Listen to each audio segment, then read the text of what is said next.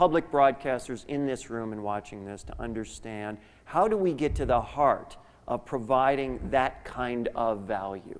Or how do we ask the right questions to get the answers to provide that kind of value? Yeah, there's a catch-22 to what you do, because I understand, and I've read through all of the purpose and missions and goals.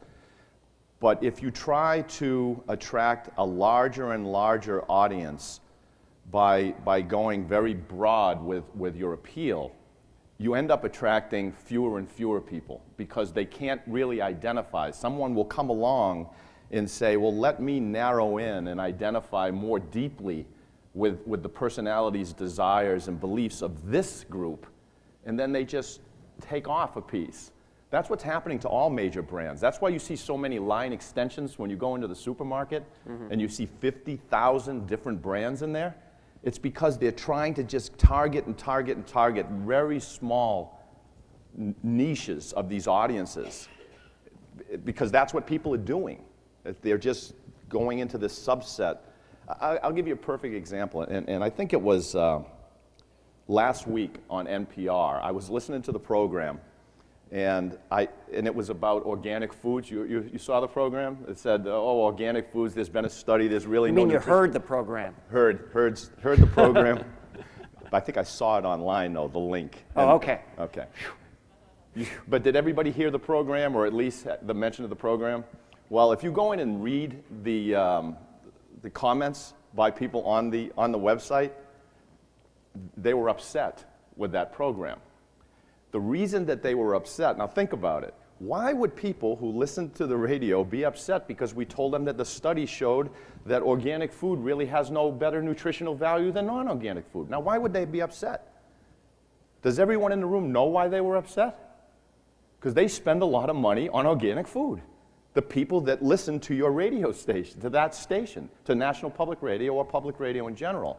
So basically what they heard was, you're an idiot. So we just thought you should know.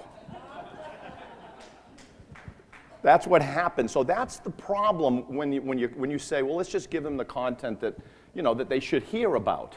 If they don't want to hear about it, what they will do is tune you out eventually, because they have a choice. They have a choice. That's the balancing act that you're playing with. It's delicate, but that's the balancing act. So that is another way of saying, familiarity breeds preference, and people want more things like the things they like, right? Well, isn't that kind of what you?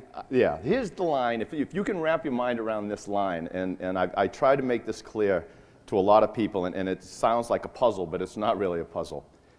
If you want people to be attracted to you and to talk about you and your station and your programs and your brand, remember that it doesn't matter what they think about you. What matters is, how do you make them feel about themselves and their decisions in your presence? The more you can make them feel better about themselves and their decisions in your presence, the more that they're going to be attracted to you, and the deeper that bond's going to be. But we lose sight of that. We want to go out and promote ourselves instead of figuring out a way of bringing their lives up. And that relates to how we define value, right? Exactly. Because that also relates to answers questions like, well, how often do we post to Facebook? That's missing the point. The point is, how do we help people feel a certain way about themselves in the presence of our brands? Because that's the only reason they want to be in the presence of our brands in the first place, right? That's right.